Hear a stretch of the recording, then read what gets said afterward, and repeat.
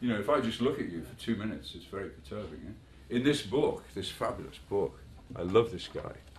So, employees first, customers second. Vineet Nayar is making a presentation to his top decision makers, a couple of hundred people, okay? And he says, okay, now I want your feedback. You know? So I've done now I want to hear from you. And he describes in here 2 minutes before somebody raises their hand and speaks. Have you ever stood in front of a group of people for 2 minutes of silence? He gave them 2 minutes silence. He kept his mouth shut for 2 minutes until somebody spoke. And I think that's fantastic. He wanted to empower people. You empower people with silence. If God wants to speak to us, God will speak to us. If God wants us to have our own voice, she speaks to us in silence. That's what we call a paradox. By speaking to us in silence, we have our own voice. You empower people with silence. Okay, you do that in management as well. You empower people by keeping out of the way or under-managing. That's the paradox. If God spoke to us with his voice, you know, if a big voice came out of the sky, we'd be struck dumb. It would take away our voice. Okay? So remember that with your kids when you're raising your kids. Listen to your kids. Certainly twice as much as you talk at them. Okay, let me ask you a question. Do you believe in God? Of course. Of course. Do you believe in life after death? Yeah. Do you think there's life in space? No. No? Not really? Okay. What's interesting, gentlemen, is not the answers that you gave. When somebody asks you a question, like I just did, when somebody nails you like that, you know, do you believe in God? You know, I could say, well, do you think we'll ever go on to the gold standard? Do you think the world economy will ever go? I can say that to students, you know, and kind of, they'll say, yes, or no, and they don't even know what I'm talking about, okay? What I'm saying to you is, when someone fires a direct question at you like that, it's very hard to just look at them.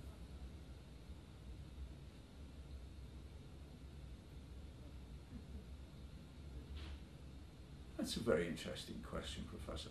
Why did you ask me that? That's also an answer. You know? Real communication only occurs between equals. If someone fires a question at you, essentially they're on a power trip.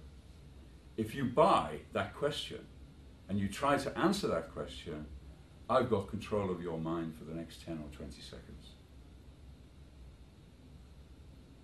See what I'm saying? So you've got two weapons. You've got silence and you've got questioning. Questioning basically gives you control, and it's devastating. It's a devastating strategy. So the other thing you should be doing at this enhanced stage with your team is preparing your list of questions to fire at the opponent. You try and anticipate what you think they want, what are they likely to ask for, and then you construct a whole battery of questions. Because if I can get you answering my question, if you think of it like a bit like sword fighting, if I can get you answering my question, if I can get you answering my question, I've got you on the back foot. You're on the defense, and I'm on the attack. Okay, but it doesn't seem like that. It appears to be quite normal. So questioning is a really very important weapon. But you should understand that silence is actually a very good answer. If someone asks you a question in negotiation, take your time. And then ask them a question back. Very good. Very interesting question, Professor. Why did you ask me that? what do you think of this lecture so far? Okay. I think it's a great lecture. You think it's a great lecture? Okay. Do you notice what he did? He looked at you. Not really. Yeah. If you've got, this is something else about questioning, okay? These are dirty tricks, but they're fun, you know. It's, questioning is like, negotiation is like a kind of a sport, you know? It's fun. It's a sport. If I've got a big bunch of students and I ask that question to the guy at the back who's like that, excuse me, Mr. Jones at the back there. Everybody giggling, you know. Mr. Jones, what do you think of this lecture so far?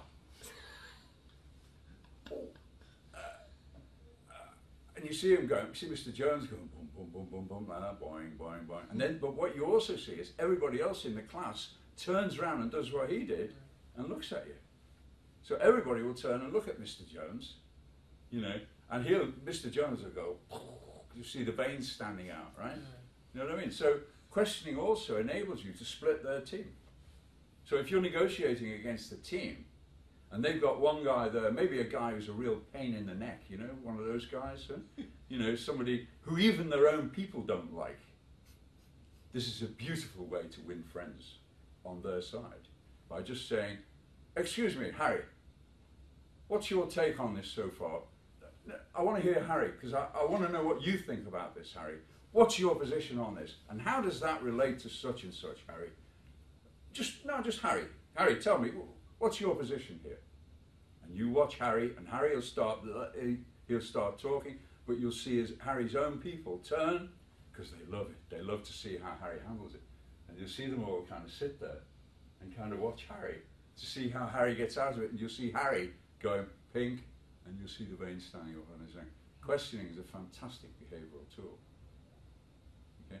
But these are simple behaviours.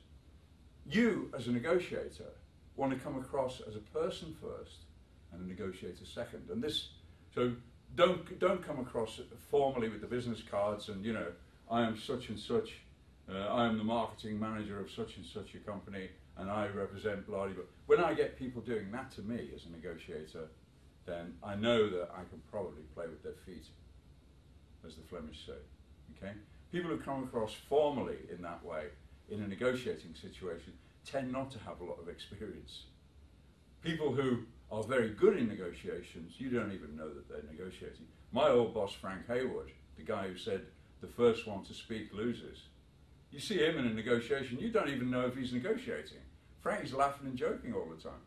You know, I'm not talking about being liked, but I'm talking about a negotiation is also about relationships. It's about building relationships, and there's nothing wrong with walking into the situation and talking about family, talking about friends, talking about the weather, talking about what you did last night. People who come across informally have a good chance of making some kind of relationship.